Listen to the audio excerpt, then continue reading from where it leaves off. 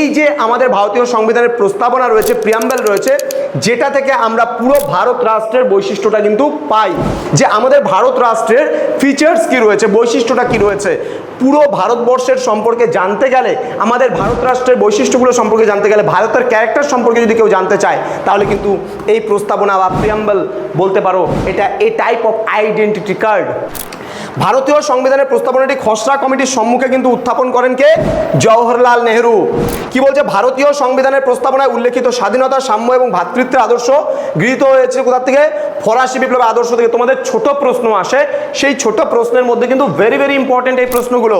ভারতীয় সংবিধানের প্রস্তাবনাটিকে ভারতীয় সংবিধানের আত্মা বলা হয়।